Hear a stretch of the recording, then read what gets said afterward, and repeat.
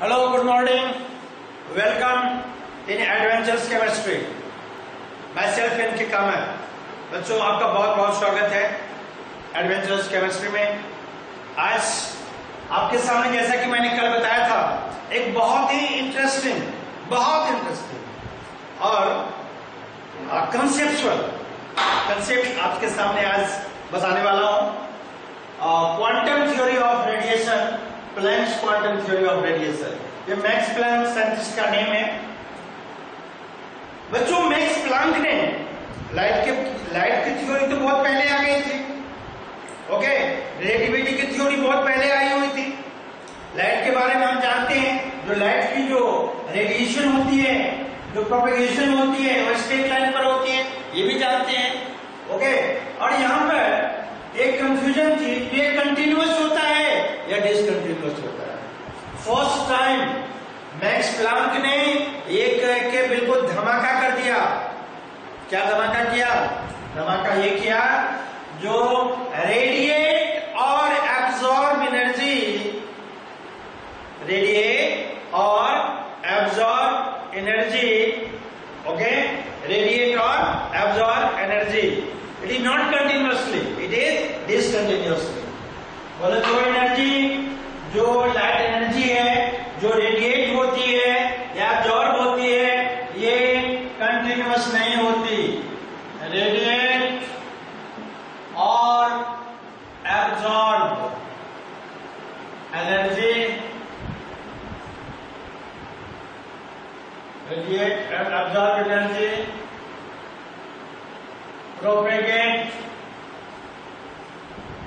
discontinuously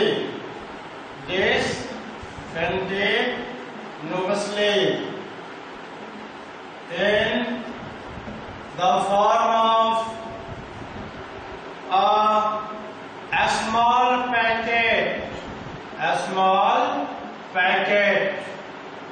called quantum. Okay, and this quanta is later known as photon. Okay बच्चों, क्या लिखा हमने? जो एनर्जी रेडिएट हो रही है, एब्जॉर्ब हो रही है, ये जो प्रोपेगेट होती है, ये कंटिन्यूअस नहीं होती, डिसकंटिन्यूटी होती है। डिसकंटिन्यूटी क्यों होती है? Because in the way of radiation there is a small packet of energy. बच्चों, स्मॉल पैकेट ऑफ एनर्जी, यहां पर ये देख लीजिए, this is a small packet of energy called quantum. Okay, और इसी क्वांटम को क्वांटा भी कहा गया, और यही क्वांटा फोटोन के रूप में नॉन हुआ। मतलब ये क्लियर हो गई, जो लाइट की रेडिएशन है, जो लाइट रेडिएट करती है, जो लाइट ट्रेवल करती है, वो स्ट्रेट लाइन पर तो करती ही है, उनकी जो रेडिएशन होती है वो कंटिन्यूअसली नहीं होती, इट इज डिसकंटिन्यूअस। तो यहां पर कई क्वेश्चन आपके माइंड में चल रहे होंगे, जब ये डिसकंटिन्यूअस है तब तो वही हो जाएगी मिस्टर इंडिया वाली मूवी वाली बात, तो कभी दिखेगा कभी नहीं दिखेगा, ऐसा नहीं होता। ओके, इसके पीछे क्या लॉजिक है ये मैं बताता हूं। जैसे मान लीजिए ये जो लाइट की रेडिएशन है, लाइट क्या है? What is light? यदि आपको पूछा जाए व्हाट इज लाइट, आपका आंसर क्या होगा? Light is an tremendous source of energy, right? Light जो है एक ट्रिमेंडस सोर्स है, नेचर का सबसे बड़ा एनर्जी का सोर्स है। ये जो रेडिएशन होती है लाइट की, बच्चों, इसी में in the way of propagation of light, radiation of light, there is a small packet of energy, okay, is available, and that a small packet of energy is called, this a small packet, quantum या quanta. Okay, और यही quanta बाद में जाके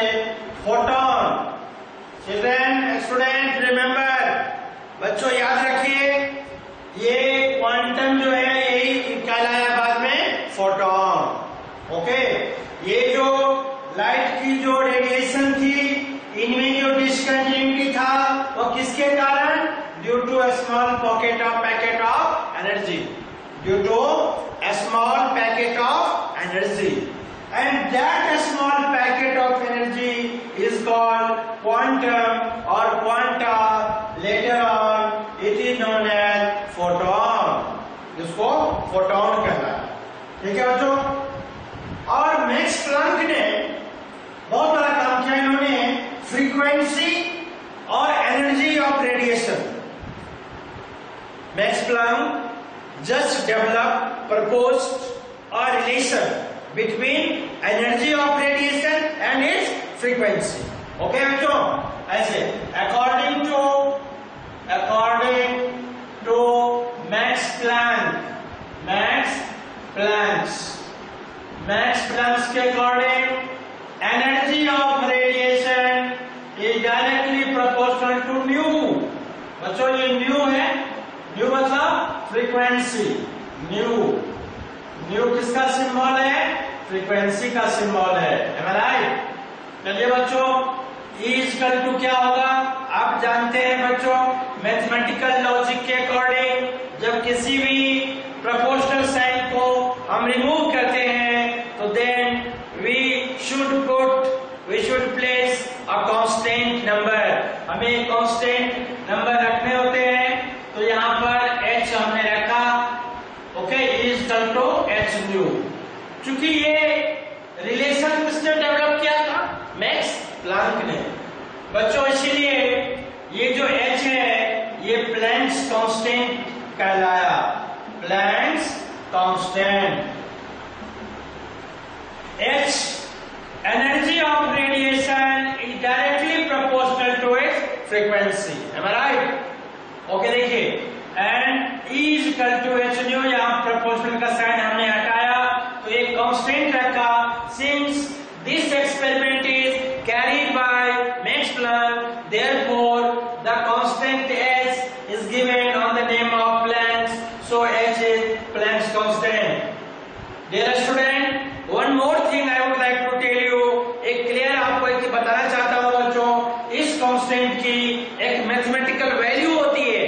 okay, क्या होती है? देखिए 6.626 into 10 to the power -34 joule second. Okay, ये बच्चों कभी कभी अर्ग में भी होता है, अर्ग में इनकी वैल्यू होगी 6.626 into 10 to the power -27 अर्ग सेकेंड। ओके, अब यहाँ पर ये हो गया आपको E equal to h nu. यदि हमको फ्रीक्वेंसी किसी सर्टेन लाइट का हमें फ्रीक्वेंसी दिया हो, because h is what is? h is Planck's constant, we know its value 6.626 into 10 to the power -34 in joule. Mainly बच्चों जूल ही यूज होता है, समटाइम्स अर्ग भी यूज होता है, लेकिन मोस्टली आप जानते हैं जब भी हम ये एनर्जी निकालेंगे जनरली उसका डिनोशन होता है, इनके जो आंसर्स होते हैं generally it can be derived Inn express in terms of joule, so mostly उसको जूल में हम लेते हैं। ओके, अब ये नंबर थोड़ा बड़ा है, आप चाहें बच्चों तो इन नंबर को शॉर्ट करके भी लिख सकते हैं।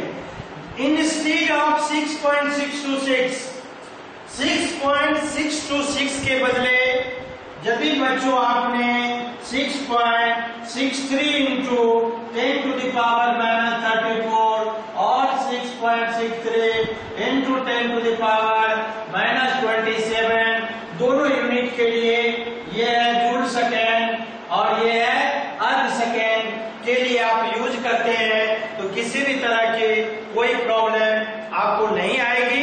ओके, आप सोच रहे होंगे जो यदि 6.626 के बदले हमने 6.63 लिया तो क्या हमें आंसर में डिफरेंस आएगा? बिल्कुल, ये मान के चलिए 99.9% बिल्कुल किसी भी तरह की चेंजेस होने के चांसेस बहुत कम है। इसलिए और इस पर जो बच्चों क्वेश्चन आएगा वो 100% न्यूमेरिकल क्वेश्चन होगा। इस पर कोई भी थ्योरी के क्वेश्चंस कभी भी it never comes in different competitive examinations either in engineering or in medical। बच्चों इंजीनियरिंग हो या मेडिकल, ये क्वेश्चन जब भी Planck's quantum theory of radiation से सेटर क्वेश्चन बनाने का मन बनाएगा, यदि सेटर वहां से क्वेश्चन बनाएगा तो इस बात को आप ध्यान रखिए, जो ये प्लैंक्स क्वांटम थ्योरी का ये जो प्लैंक्स कांस्टेंट है, ये नंबर आपको चाहिए ही चाहिए। और यहाँ पर 6.626 के बदले यदि आप 6.63 भी लेते हैं तो किसी भी तरह की कोई प्रॉब्लम नहीं आने वाली। ओके, चलिए आगे बढ़ते हैं। आगे लेते हैं E = h nu। हमारे पास एक नया एनर्जी ऑफ रेडिएशन का फॉर्मूला आया। That formula is given by Max Planck. अभी अभी हमने बच्चों पढ़ा energy of radiation that is h nu। What is h? h is Planck's constant. Planck's constant, am I right? And that is 6.626 10⁻⁻34 joule second और 6.63 into 10⁻⁻34 joule second. बच्चों इसको यदि shutter question बनाने वाले जो टीचर्स हैं, प्रोफेसर्स हैं, वो यदि क्वेश्चंस को आपको और भी चेक करना चाहेंगे, इनको एक स्टेप और आगे बढ़ाएंगे। बच्चों आपको याद है since nu equal to c by lambda, कल हम लोगों ने पढ़ा था इलेक्ट्रोमैग्नेटिक वेव्स में, is nu equal to c by lambda. This is nu. Okay, symbol for frequency. चलो बच्चों ये इसमें रखते हैं। Okay, from 1 E = h nu है, न्यू के बदले हम देंगे c बाय लैम्डा और E = h c by lambda. ये एक आपको फॉर्मूला हो गया एनर्जी ऑफ रेडिएशन का। तो एनर्जी ऑफ रेडिएशन के बच्चों कितने फॉर्मूले हुए? Formula number 1 E = h nu, formula number 2 E = h c by lambda. दोनों क्या है? आपको निकालना है एनर्जी। जो लाइट की जो रेडिएशन है उनकी क्या निकालना है? एनर्जी। और उसी एनर्जी को कैलकुलेट करने के लिए हमारे पास दो फार्मूले हैं। अब now a question is rises here, how can we ensure which formula in between 1 and 2, okay, which formula is more appropriate? बच्चों अब हमें क्वेश्चन दिया हुआ है, हम कैसे इंश्योर करेंगे फॉर्मूला एनर्जी ऑफ रेडिएशन के लिए? हमने फॉर्मूला नंबर 1 चूज करना है या फॉर्मूला नंबर 2 चूज करना है? बच्चों इसके लिए हमारे पास जो क्वेश्चंस होते हैं, हमारे पास जो क्वेश्चंस होंगे उनमें गिवन डाटास होते हैं। बच्चों जो गिवन डाटास होता है, that data will be decide that which formula is appropriate, either 1 or 2। चलिए क्वेश्चन अभी हम लिखते हैं और जैसे ही ये क्वेश्चन हम लिखेंगे आपको समझ में आएगा जो दोनों में से किस फॉर्मूला को हमें यूज करना है। ओके जी, चलिए यहां पर हम लिखते हैं क्वेश्चन। फॉर्मूला को मैं साइड में लिखता हूं। ओके, दो फॉर्मूला हमने पढ़ा, E = h nu, first E = h c by lambda. चलिए यहां पर क्वेश्चन लेते हैं। Find energy of radiation, find energy of radiation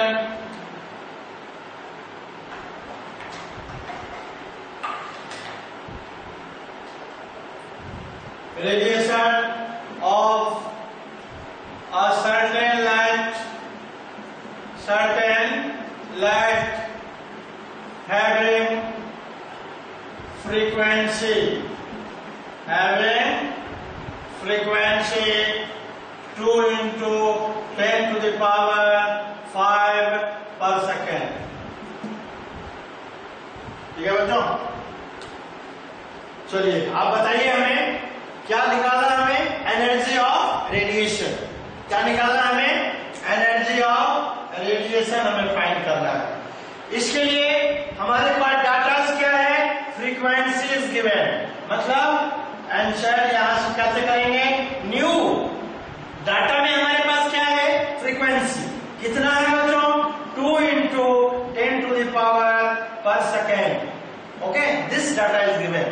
लो अब आप यहां पर पहुंचेंगे, आप देखेंगे h जो है प्लानिंग कांस्टेंट है, दोनों में है। यहां पर न्यू फ्रीक्वेंसी जो है किसमें है? फॉर्मूला नंबर 1 में, 2 में तो वेवलेंथ है, इसीलिए हम फॉर्मूला नंबर 1 को यहां पर प्रेफर करेंगे और लिखेंगे E equal to h nu. h क्या है? 6.626 into 10 to the power minus 34 joule second. ये बच्चों होता है वैल्यू इंटू, अब यहां पर न्यू है 2 into 10 to the power 5 पर सेकेंड। अब देखिए सेकेंड से पर सेकेंड कैंसिल हो जाएगा।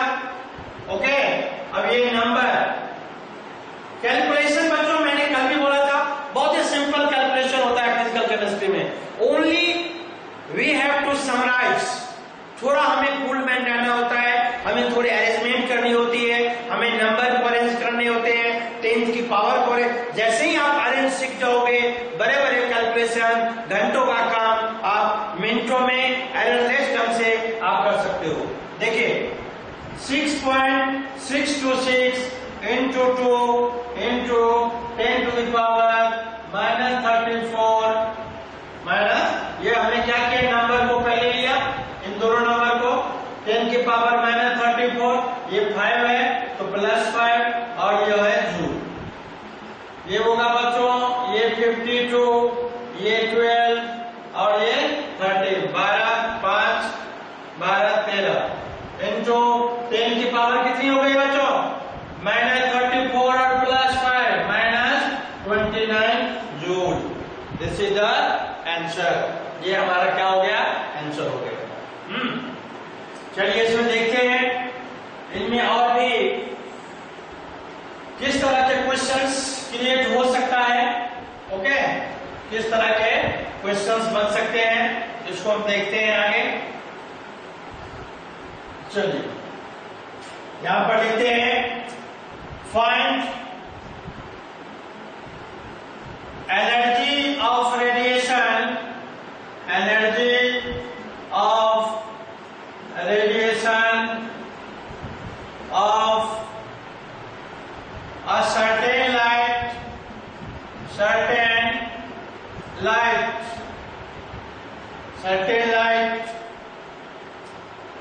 having wavelength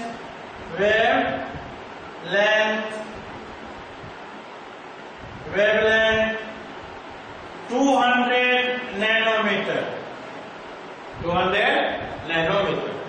चलिए आपके पास बच्चे दो फॉर्मूले थे, आपको याद है क्या? कौन से?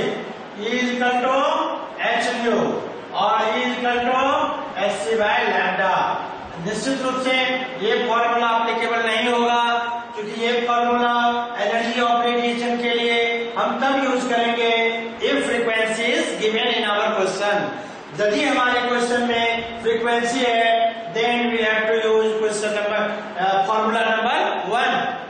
If lambda is given, if wavelength is given, then we have to use this formula. इस फॉर्मूला के लिए चलिए यहाँ पर लिखते हैं, हमारे पास वेवलेंथ है, इसको बच्चों कैलकुलेट करते हैं। कैसे कैलकुलेट करेंगे आपको समझ में आएगा। Why हम दूसरा फॉर्मूला हमने क्यों चूज किया? Why we have chosen the second formula? बच्चों बताइए। इसलिए हमने चूज किया जो गिवन डाटा हमारे पास जो है वो वेवलेंथ का है, इसलिए हमने सेकंड फॉर्मूला को E equal to hc by lambda को हमने चूज किया। चलिए सॉल्व करते हैं। E equal to hc by lambda, h क्या है बच्चों? 626 into 10 to the power minus 34 joule second. आपको याद है c क्या है? c is velocity of light, light, its numerical value is 3 into 10 to the power 8 meter per second. चलिए ये वैल्यू हम यहाँ डालेंगे 3 into 10 to the power 8 meter per second divided by lambda. Lambda कितना है? 200 नैनोमीटर. 200 एक नैनोमीटर में बच्चों कितने मीटर होते हैं? याद है आपको? 1 nanometre is equal to 10 to the power -9 metre. तो यहाँ पर -9 10 to the power -9 मीटर. बच्चों मीटर से मीटर कैंसिल, सेकेंड से सेकेंड कैंसिल. ओके, अब सिर्फ क्या बचा हुआ है?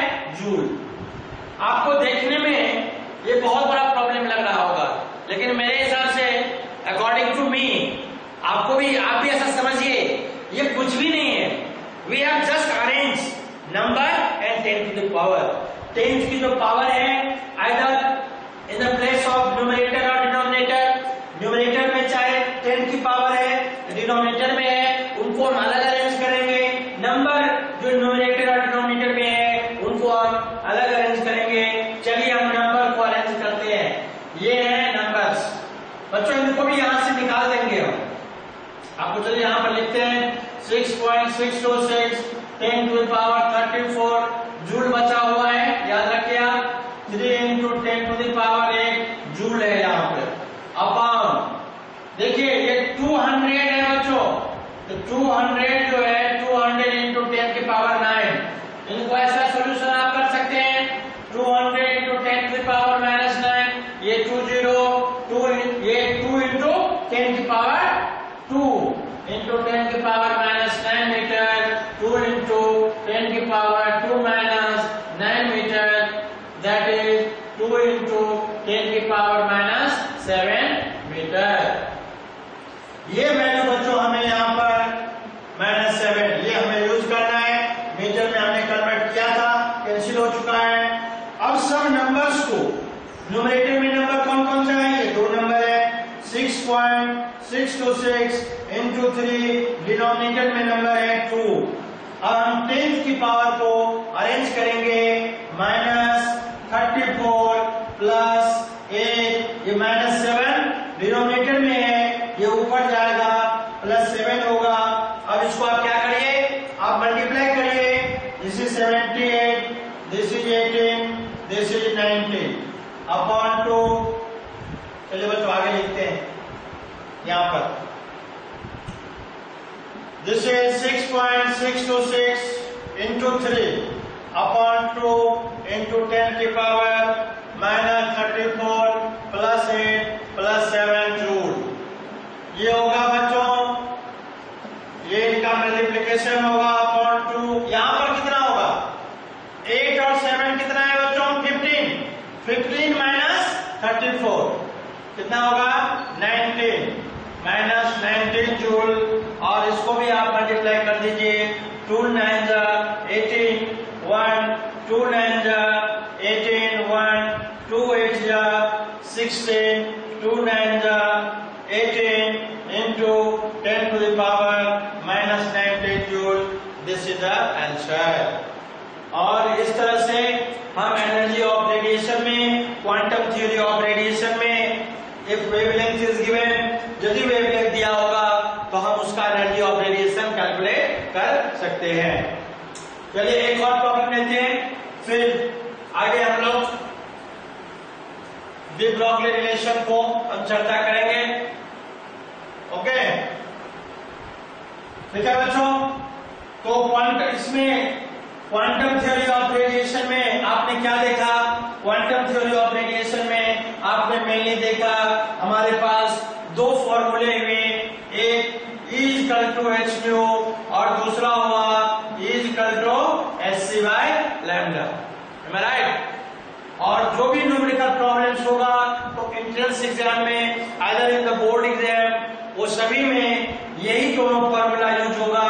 यदि फ्रीक्वेंसी क्वेश्चन में गिवन है तो हम इस फॉर्मूले को एनर्जी ऑफ रेडिएशन कैलकुलेशन में यूज करेंगे. If wavelength is given then we will use for calculation of energy of radiation formula number 2. ठीक है, बस यही जो है, यही दो फॉर्मूला हम यूज करेंगे for calculation of energy of radiation for quantum theory of radiation, Max Planck quantum theory भी कहते हैं उसको। ओके, तो इस चीज को आप बिल्कुल ध्यान में रखिए। और इसके बाद जो हम नेक्स्ट वीडियो में आपको बताने वाले हैं वो डुअल नेचर, जी ब्रॉगली ने इसको दिया था, उसमें बहुत सारे कंसेप्ट है, आइंस्टीन की कंसेप्ट है, उसमें मैक्स प्लैंक का कंसेप्ट है, और दोनों कंसेप्ट को एक जगह लाकर डी ब्रॉगली ने अपना एक कंसेप्ट डेवलप किया था जो डुअल नेचर, जिसको डुअल नेचर कहा गया। उसकी चर्चा हम अगले वीडियो में, नेक्स्ट वीडियो में करने वाले हैं। टेक केयर बच्चों, बिल्कुल बहुत बहुत अपना ध्यान रखिए। Okay, take care, have a great day.